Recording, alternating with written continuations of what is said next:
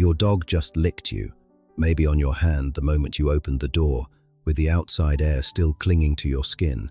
Or in the morning, when the light was still dim, your furry friend gently touched your face before the alarm even had a chance to ring. Maybe you were lying still, the room quiet, and your dog licked you slowly, one time after another, like a familiar habit. And you smiled, because you thought you knew what that meant. Love. Closeness. A very human kind of kiss. But in truth, that is only a very small part. In your dog's world, licking is not one simple behavior. Licking is a language. The meaning changes depending on timing, location, and what is happening around you.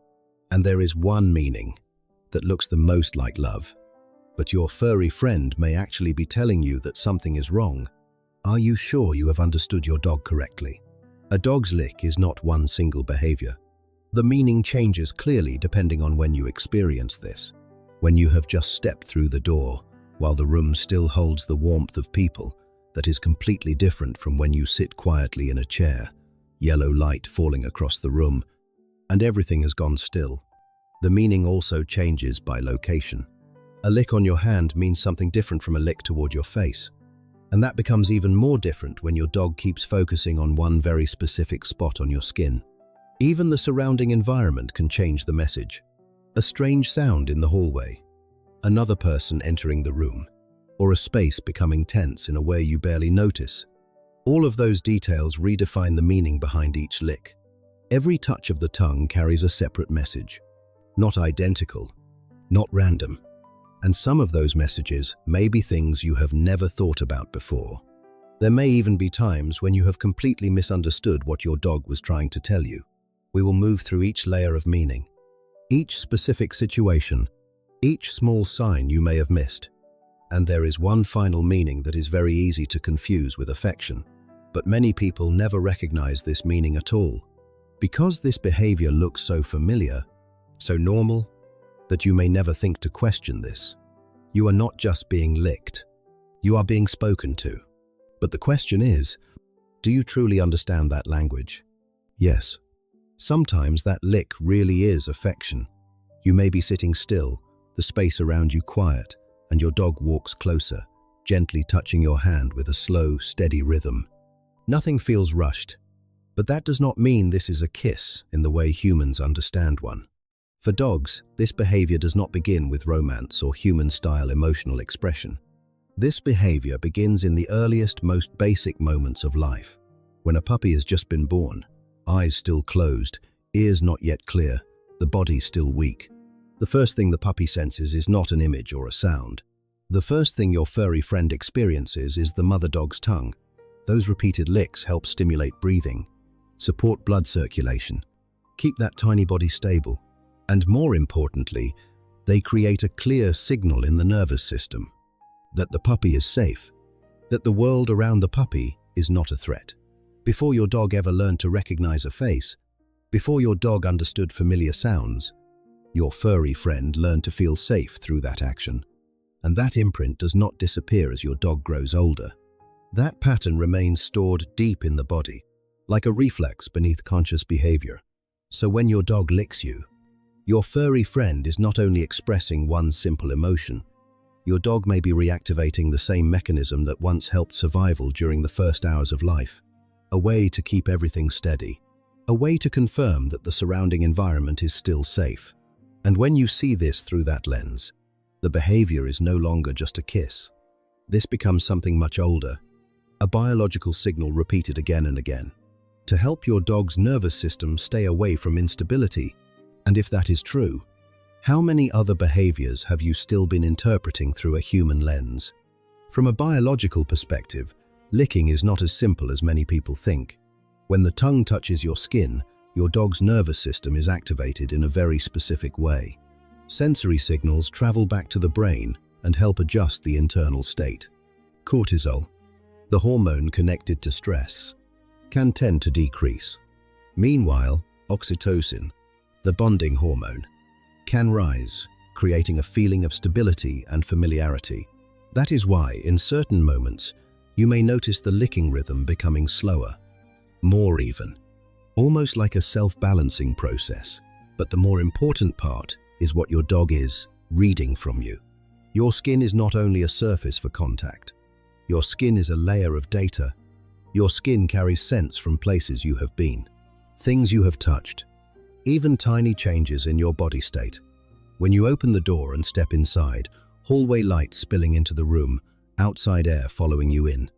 Your dog comes closer, raises its head slightly, and begins licking your hand.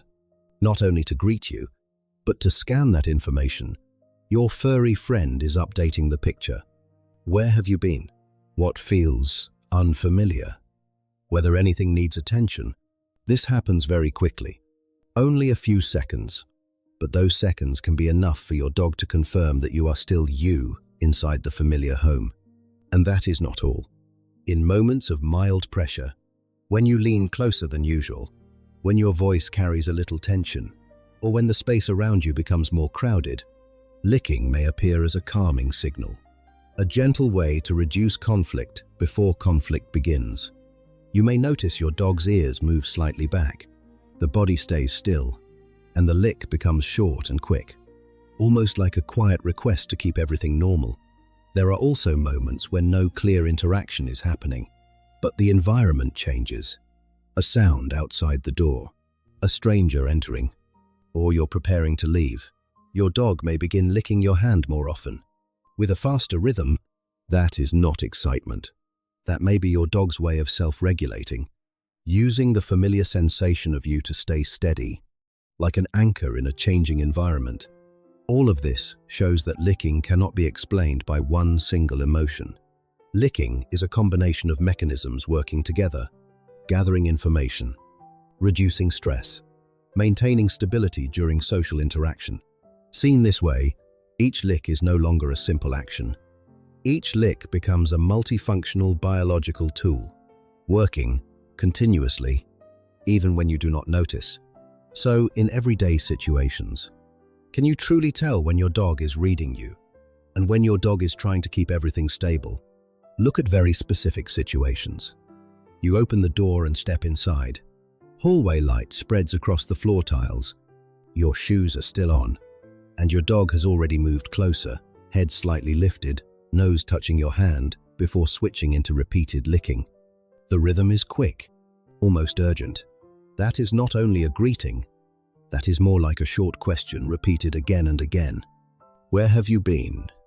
Each lick gathers scent, updating information from the outside world that your dog has not seen. Now move to another situation. You bend down and hug your dog. The distance suddenly closes. Your hand rests on your dog's back. The ears lower slightly. The body stays still, and your furry friend gives a short lick to your wrist. Quick, brief, not lingering. That may not be intimacy. That may be a signal to keep a safe distance. Everything is okay, please do not make this more tense. When a stranger enters your home, shoes sounding near the door. A new voice appears in the room. Your dog stands closer to you, eyes still watching the environment, then turns back and licks your hand a few times. The rhythm is uneven, as if your furry friend is searching for something familiar to stay steady, not because your dog is happy, but because your dog is self-soothing. In quieter moments, the meaning can change again. You sit in a chair. Yellow light falls across the room. No strange sound appears. Your dog lies beside you, head resting on your leg, then licks slowly, one time after another, with a longer pause between each lick. This is one of the rare moments when the behavior clearly carries bonding. No pressure, no outside trigger, only a steady presence between the two of you. The place your dog chooses to lick also matters. When your dog moves toward your face, this often appears during stronger emotional moments, like when you return after being gone for a while. When your dog focuses on your hands, especially your palms or wrists, those are areas full of information. But when your dog repeatedly returns to one very specific spot, the same place, again and again, across several days, that is no longer an ordinary pattern. That is a signal worth noticing. There are also behaviors that do not directly involve you, but use the same licking action. Your dog may lick the air, lick the floor, lick one corner of a rug, again and again within a short period. No clear social interaction is happening. Those behaviors may be connected to an internal state, mild anxiety, mouth discomfort, or digestive issues you have not recognized yet. All of these situations may look similar on the surface, but the meanings underneath can be completely different. And if you only look at the action, without noticing context, rhythm, and location, you may miss important information your dog is trying to communicate. Not all licks are the same, and very possibly, you have missed those differences more often than you think. So the next time this happens, what will you look at first? You may think, you are the caregiver. You are the one who feeds, walks, and keeps everything steady. But when you observe more closely, during unclear moments, when the environment changes slightly, when there is a sound outside the door, or when you're about to leave, your dog moves closer, touches your hand, and begins to lick. The rhythm may feel uneven, a little rushed, not to show happiness, but to find something familiar to hold on to. In those moments, your dog may not be giving you a signal. Your dog may be taking a state from you. You become an anchor for your dog's nervous system, something fixed among all the changes around. When the tongue touches your skin, when your familiar scent appears, when contact repeats, your dog's body begins to settle, just like a person gripping a familiar object when stressed. This means your role does not end with care. You are also a moving safe zone, something your dog can reach whenever balance is needed. And when your dog licks you with a faster, more repeated rhythm, especially when the space feels tense, that may not be affection in the way you think. That may be a very clear need. Your dog needs a stable point, and you are the closest one. So from this perspective, you are not only the owner or caregiver, you are part of your dog's self-regulation system, a system your furry friend relies on to keep the world from becoming too much. And if that is true, when your dog comes close like this, are you responding in a way that helps your furry friend settle? Or are you accidentally making everything more unpredictable? There are many places warmer than you. A thick blanket on the sofa, a cushion near the window where afternoon sunlight falls, or a cool, quiet floor after everyone has left. Those choices are stable and predictable. They do not shift with mood or movement. But, in many moments, your dog still leaves those places, walks toward you, places the head on your leg, then touches you gently with the tongue, as if confirming something familiar.